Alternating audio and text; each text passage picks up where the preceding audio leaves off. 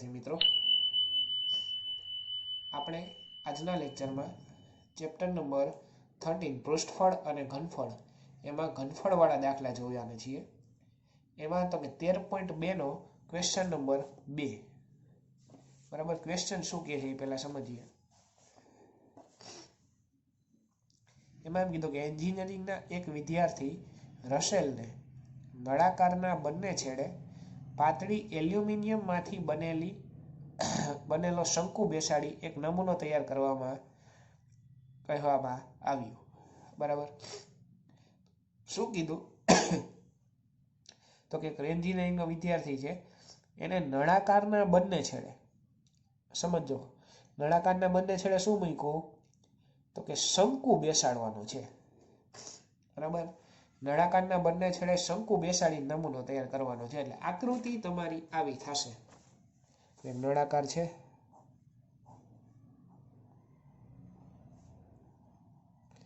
ઉપર શંકુ, નીચે શંકુ. ચાલો હવે શું કહે છે તો કે નમૂનાનો વ્યાસ 3 એટલે ત્રિજ્યા કેટલી થાય? 3/2 થાય. બરાબર, લંબાઈ કેટલી? 12 સેન્ટીમીટર. બરાબર, એટલે નમૂનાની લંબાઈ 12 છે, એટલે ઉપરથી લઈને નીચે સુધી ટોટલ કેટલી છે? 12 છે, ઠેઠ સુધીની. હવે શું કીધું તો કે શંકુની ઊંચાઈ 2, એટલે શંકુની ઊંચાઈ જે હતી ની કેટલી છે? 2. તો આ નીચેના શંકુની ઊંચાઈ કેટલી હોય? 2 જોઈ. બરાબર, તો નળાકારની ઊંચાઈ કેટલી થાય તો કે 12 માંથી આ 2 ને 2 કેટલા કાઢી નાખવાના? 4. તો 12 માંથી 4 કાઢો, સોરી 4, 12 માં 4 કાઢો એટલે 8. બરાબર, 12 - 4 કરો એટલે 8 આવે. એનો મતલબ નળાકારની ઊંચાઈ કેટલી મળી ગઈ? 8. હવે તો કે રસેલે બનાવેલા નમૂનામાં કેટલી હવા સમાશે? બરાબર, અંદર કેટલી હવા સમાશે? અંદરની જગ્યાની વાત આવી, એટલે તમારે શું શોધવાનું? ઘનફળ શોધવાનું છે. બરાબર, ચાલો આનું ઘનફળ શોધવાનું. તો શું થશે તો કે નળાકારનું ઘનફળ પ્લસ 2 ગુણ્યા શંકુનું ઘનફળ. બરાબર, ચાલો પહેલા લિસ્ટ બનાવ્યું જો. નળાકાર અને શંકુ માટે. નળાકાર માટે તો કે વ્યાસ આપ્યો તો ત્રિજ્યા 1.5 અને ઊંચાઈ તો કે 12 માંથી 4 બાદ કર્યા. કઈ રીતે અહીંયા જોયું આપણે, એટલે 8. આની ત્રિજ્યા હોય જાની થાય અને આની ઊંચાઈ 2 આપેલી છે, એટલે બેની ઊંચાઈ અલગ અલગ છે. જો શંકુની અને નળાકારની, એટલે આને સ્મોલ h કીધો તો આને શું કહેવું પડે? ફરજિયાત કેપિટલ. નોટેશન અલગ આપવું પડે. બરાબર, h1 h2 કહીએ તો ચાલે. હવે શું કહે છે તો કે કુલ ઘનફળ શોધવાનું હતું. તો કુલ ઘનફળ એટલે નળાકારનું પ્લસ 2 ગુણ્યા શંકુનું. પછી તો કે નળાકારનું ઘનફળ πr² h પ્લસ 2 ગુણ્યા 1/3 πr²h. કોમન કાઢો πr², અંદર આવું હોય તો. હવે તો કે કિંમતો મૂકો. પાય એટલે 22/7, r એટલે 1.5, એટલે 15/10 જ થયું ને. એટલે 15/10 ગુણ્યા 15/10 કાઉસમાં h એટલે 8, 2/3 કેપિટલ h એટલે 2. કેપિટલ h કેટલો હતો? 2. હવે ચાલો બારે કંઈ છેદ ઉડતા નથી. 2 દૂને 4/3 લસા લ્યો તો 8 તેરી 24 થઈ જશે. બરાબર, અહીંયા સ્ટેપમાં લસા લીધો છે ભાઈ. 8 તેરી 24 પ્લસ 4/3 એટલે 28/3. પછી તો કે બારે જ્યાં ઉડતા હતા ને બધા ઉડાડી દીધા. તો કે 3 × 5 = 15 અને 5 દુ, બરાબર, એટલે E5 અને આ 5 ઉડી ગયા, એટલે અહીંયા 2 વધ્યા. 2 × 5 = 10. હવે તો કે આ 2 ઉડી ગયા. કોની સાથે? આ 22 સાથે. 11 દુ 22, એટલે ઉપર હોય તો 11 તેરી 33 અને 15 અને છેદમાં હોય તો 7 અને 10. હવે તો કે 28/3 મળ્યો એટલે છેદ ઉડે. જો 3 × 5 = 15. બરાબર, પછી તો કે 7 × 4 = 28 થાય. પછી તો કે 2 દુ 4 અને 5 દુ 10. બરાબર, 5 દુ 10, એટલે આ 5 અને આવડો 5 બે ઉડી ગયા. છેદ ઉડાડશો એટલે ખાલી આ 33 વધશે અને અંદર 2 વધશે, એટલે 33 દુ 66 સેન્ટીમીટર ઘન. આ તમારો આન્સર. બરાબર, છેદ તમે ગમે રીતે ઉડાડો જવાબ તો આ જ આવે. હવે તો કે તેથી મોડેલમાં રહેલ હવાનું ઘનફળ આટલા સેન્ટીમીટર ઘન છે. લીટીમાં આન્સર લખી નાખો. બરાબર. જે આકાર દેખાય છે એ જ વસ્તુ લખવાની છે. અને ઊંચાઈ આપી હોય ત્યારે ખાસ ધ્યાન રાખવાનું કોની આપી છે. રેડી. હવે ચાલો એના પછી ઉદાહરણ નંબર 5. ઉદાહરણ નંબર 5 શું કહે છે એ પહેલા સમજીએ. ક્વેશ્ચન તો કે એમાં એમ કીધું છે, શાંતા શેડમાં એક ઉદ્યોગ ચલાવે છે. ક્વેશ્ચનમાં એમ કીધું કે શાંતા શેડમાં એક ઉદ્યોગ ચલાવે છે. આ શેડનો આકાર લંબઘન ઉપર અર્ધનળાકારથી બંધ છે. જો આવ્યું તો કે નીચે લંબઘન છે એટલે એક આકાર લંબઘન અને બીજો અર્ધનળાકાર એટલે એ નળાકાર જ આવ્યો ને. બરાબર. એટલે નીચે એક લંબઘન છે એની ઉપર આમ અર્ધનળાકારથી હોય એવો એક શેડ છે. બરાબર. શેડ એટલે કારખાનું સમજો તમે. હવે તો કે આવું છે. હવે તે શેડના પાયાનું માપ 7 બાય 15 મીટર છે અને લંબઘનાકારની ઊંચાઈ 8 મીટર. એટલે લંબઘનની ઊંચાઈ 8 છે. હવે તો કે આ બેમાંથી લંબાઈ કોણ ને પહોળાઈ કોણ? તો કે જે મોટું હોય લંબાઈ હોય, નાની હોય પહોળાઈ હોય. બરાબર. હંમેશા એટલે લંબાઈ તમારી 15 મીટર એલ બરાબર અને બી 7 મીટર અને એચ તો કેટલા 8 મીટર છે. તો પહેલાં એ લિસ્ટ બનાવી નાખ્યું. જો કે લંબઘન માટે એલ બી ને એચ ત્રણે લખી નાખ્યા. હવે તો કે હવે આગળ વાંચીએ. તો આ શેડમાં સમાતી હવાનું ઘનફળ શોધો. પહેલાં અહીંયા સુધી રાખીએ પછી આગળનું વાંચીએ. હવે તો કે આમાં સમાતી હવાનું ઘનફળ એટલે એની અંદરની જગ્યા એટલે ઘનફળ અથવા ડાયરેક્ટ ઘનફળ શબ્દ છે એના ઉપરથી ખબર પડી જાય કે ઘનફળ જ છે. બરાબર. હવે તો કે આ નળાકાર હતો એ નળાકાર માટે તો કંઈ આપ્યું જ નહોતું આર અને એચ. બરાબર. તો એ કઈ રીતે શોધ્યા? તો હવે જોવો જોઈએ આ લંબઘન છે નીચે એની ઉપર આ અર્ધ નળાકાર મૂક્યો. બરાબર. હવે નળાકાર છે આવી રીતે છે. અહીંયા ગોળ છે એક. બરાબર. ગોળ હોવું જોઈએ પણ એ અર્ધ ગોળ હોય કારણ કે અર્ધ નળાકાર છે એટલે. હવે તો એની આ જોવો જોઈએ એનો વ્યાસ થયો. બરાબર. એ કેટલો છે વ્યાસ? તો કે 7. બરાબર ને. એટલે એનો વ્યાસ કેટલો થયો 7. તો એની ત્રિજ્યા થાય 7/2 મીટર. બરાબર. સમજો. હવે તો કે આ એની નળાકારની ઊંચાઈ થઈ. બરાબર. આને આમ કરી નાખો એટલે ઊંચાઈ થઈ ને. એટલે નળાકારની ઊંચાઈ કેટલી છે? તો કે નળાકારની ઊંચાઈ આના જેટલી જ લે છે. અને આ કેટલું છે? તો કે 15 છે આની લંબાઈ. બરાબર. નળાકારની ઊંચાઈ એટલે આની લંબાઈ જેટલી છે અને લંબાઈ 15 છે એટલે એની ઊંચાઈ કેટલી થાય નળાકાર માટે? 15 મીટર થાય. બરાબર. આ આપણે લોજિકથી મેળવવાના હતા, રકમમાં નહોતા આપ્યા. આમાં એ એક ટ્વિસ્ટ છે ખાલી. બરાબર. આપણે આકૃતિ જોઈને બુદ્ધિ લગાડીને આપણે આર અને એચ મેળવા. બરાબર. આર કઈ રીતે? તો કે આ વ્યાસ છે તો એની ત્રિજ્યા થાય 7/2 અને આ એની ઊંચાઈ. હવે તો સિમ્પલ થઈ ગયું કે આ બેનો સરવાળો નળાકાર છે એ અર્ધ છે એટલે એના છેદમાં 2 આવશે. એટલે જો કુલ ઘનફળ બરાબર લંબઘનનું ઘનફળ પ્લસ અર્ધ નળાકારનું ઘનફળ. લંબઘનના ઘનફળનું સૂત્ર આવડે એલ બી એચ પ્લસ અર્ધ નળાકારનું ઘનફળ એનું સૂત્ર પાય આર સ્ક્વેર એચ. આ નળાકારનું છે. હવે અર્ધ કીધું એટલે ભાગ્યા કેટલા કરી નાખવાના? 2. બરાબર. હવે તો કે બધી કિંમતો મૂકી દો. આર એટલે આ, એચ એટલે 15/2. બરાબર. એચ 15 છે ને આ બગડો હતો ને એ 2 અહીંયા લખ્યા છે. હવે તો કે છેદ ઉડાડી દો બધાના. અહીંયા તો કાંઈ ડાયરેક્ટ ગુણાકાર જ થશે એટલે 840 આવશે. અહીંયા 77 × 15/4 વધશે. 77 × 15 કરો એટલે 1155/4. એ બેનો ભાગાકાર કરો એટલે 288.75 અને આ બેનો શું કરી નાખવાનો? સરવાળો. એટલે આ તમારો આન્સર આવી ગયો કે 1128.75 મીટર ઘન. આ શું મળ્યું? તો કે એની અંદર કેટલી હવા સમાઈ શકે શેડમાં એ મળ્યું. બરાબર. હવે શું કહે છે આગળ રકમ? તો કે આ પ્રશ્ન પૂરો. હવે આગળ વાંચીએ એમાં કે ઉપરાંત શેડમાં મશીનરીના ભાગનું કુલ ઘનફળ કેટલું છે? આટલું છે. એટલે માહિતી આપી છે. જો તો માહિતી લખ નાખી. મશીનરીના ભાગનું ઘનફળ કેટલું? 300 મીટર ઘન છે. હાલો નોટ કરી લીધું. અને 20 કારીગરો પૈકી પ્રત્યેકે રોકેલી જગ્યાનું ઘનફળ 0.08 મીટર ઘન, એટલે એક જણાએ આટલી રોકી છે. એવા ટોટલ કેટલા છે? 20 છે. એટલે કારીગરો કેટલી રોકે? તો કે 20 કારીગરોએ રોકેલી જગ્યા બરાબર 20 ગુણ્યા આવડવા, બરાબર. કારણ કે એકની આ છે તો 20ની કેટલી? તો કે એના ગુણ્યા 20 કરી દેવાના, એટલે 1.6 મીટર ઘન, બરાબર. એટલે 20 કારીગરોએ રોકેલ જગ્યા 1.6 થાય. 60 છે પણ એ 6 જ કહેવાય, અને પાછળ મીંડું ગણો નહીં તો ચાલે.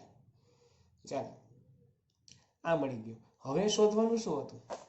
તો કે શેડમાં કેટલી હવા હશે. એટલે આ શું કીધું છે? તો કે પહેલા એક રૂમ ખાલી હતો, પછી અંદર એક સેટી નાખી, અને અંદર બીજા 4 જણા ગયા, બરાબર. હવે અંદર એક સેટી મૂકી તો શું થાય? તો કે એ સેટી જેટલી જગ્યા છે ને એ રોકાઈ જાય, એટલે એટલી જગ્યામાં તો હવા રહી નથી શકવાની.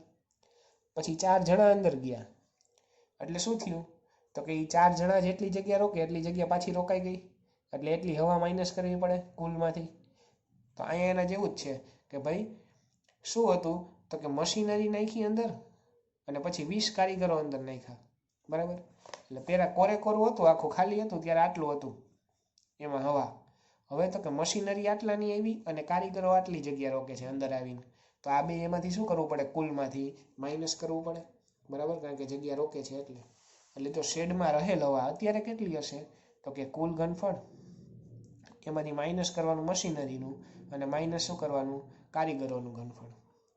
તો કુલ એટલે આ મશીનરીનું 300 કીધું હતું, અને કારીગરોનું 1.6. અહીંયા બેનું તો કે બે માઇનસ જ છે એટલે સરવાળો, એટલે 301.6, અને આ બેની બાદબાકી એટલે 827.15 મીટર ઘન. એટલે કે શેડમાં રહેલ હવાનું ઘનફળ કેટલું છે? 827.15 મીટર ઘન છે, બરાબર. ચાલો, આ થયો આ દાખલો. આમાં એક લોજિક હતું ખાલી કે ભાઈ નળાકારના માપ નહોતા આપ્યા, અને પછી એમ કીધું હતું કે ભાઈ આ તો સિમ્પલ હતું, ભાઈ આ બે આપી દીધું, અને હવે કેટલી હવા હશે એવું પૂછ્યું, એટલે બેની બાદબાકી. ચાલો, એના પછીનો દાખલો, ક્વેશ્ચન નંબર 4. ચાલો, ક્વેશ્ચન નંબર 4 શું કહે છે? પહેલા રકમ સમજીએ, સિમ્પલ છે સાવ. એક લાકડાનું લંબઘન પેન સ્ટેન્ડ 4 શંકુ આકારના છિદ્રવાળું બનાવેલું છે.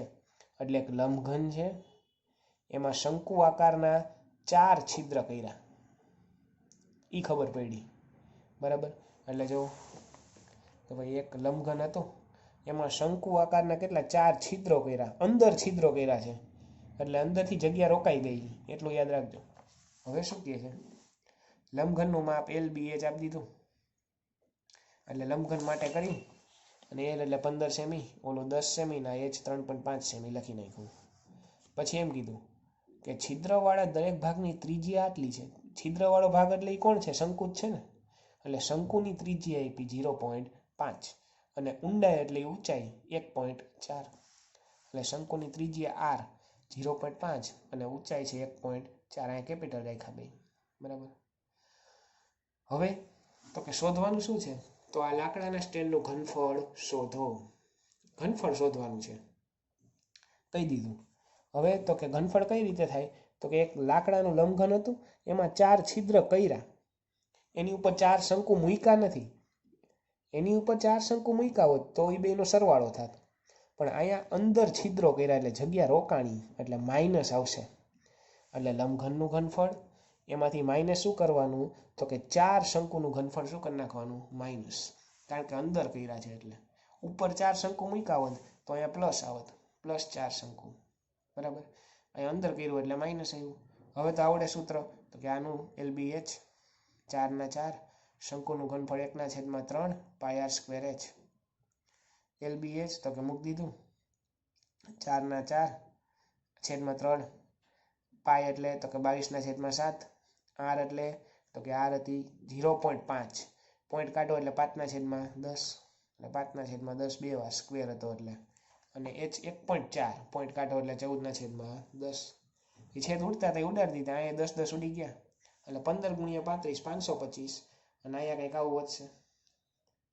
હવે તો કે 11 ચોક 44 ભાગ્યા આવું, એટલે 44 ભાગ્યા 3 કરો એટલે 14.66 આવે, અને હજી છેદમાં 10 છે એ કરો એટલે પોઈન્ટ અહીંયા આવી જાય, બરાબર. એટલે 1.466, બેની બાદબાકી કરો એટલે આ તમારો ફાઇનલ આન્સર. સાવ સિમ્પલ હતું, આ જ લોજિક હતું, ખાલી કે માઇનસ કરવાનું છે, પછી તો સૂત્ર મૂકીને છેદ ઉડાડવાના. એ તો આપણે નાના હતા તેદુના કરીએ છીએ, બરાબર.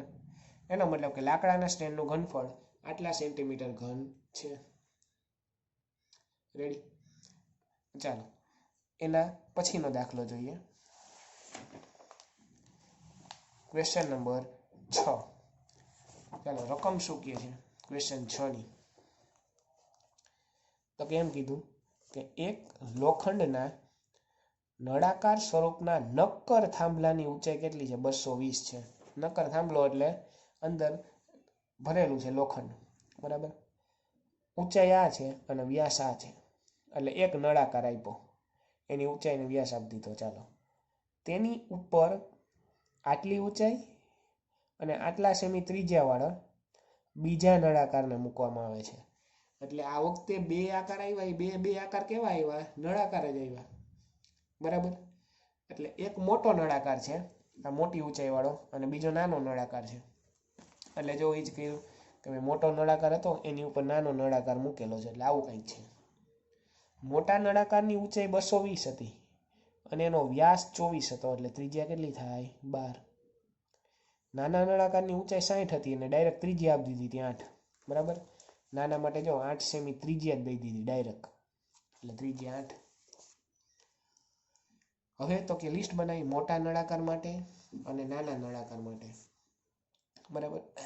ઊંચાઈ આ, ત્રિજ્યા, આની ઊંચાઈ આ, ત્રિજ્યા, બેના અહીંયા સ્મોલ ને અહીંયા કેપિટલ, બરાબર, કારણ કે અલગ પાડવા માટે.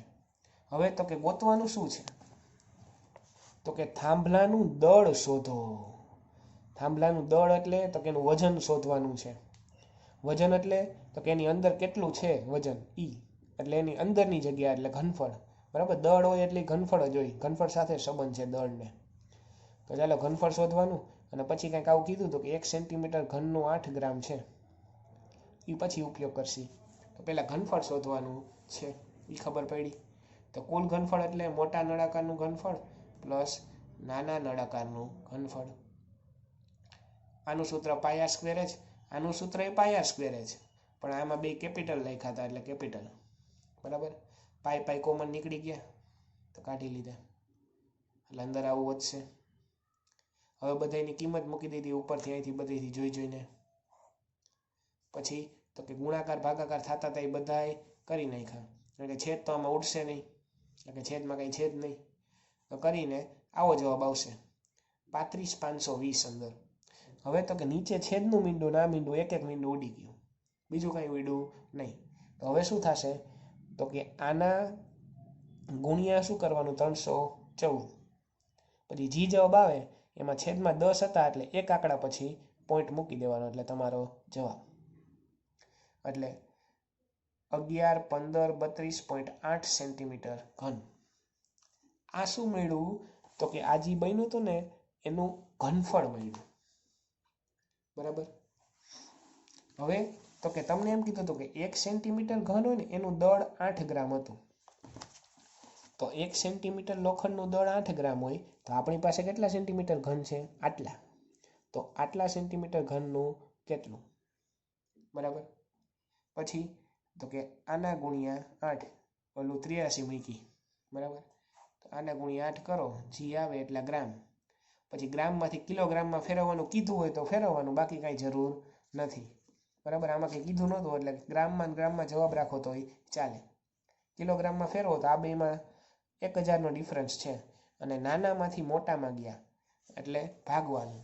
એટલે અહીંયા હતું ને 1000 વડે ભાગો એટલે પોઈન્ટ આ બાજુ ખસે, એટલે 1, 2 ને 3, એટલે 892 પોઈન્ટ આવું આવે, બરાબર.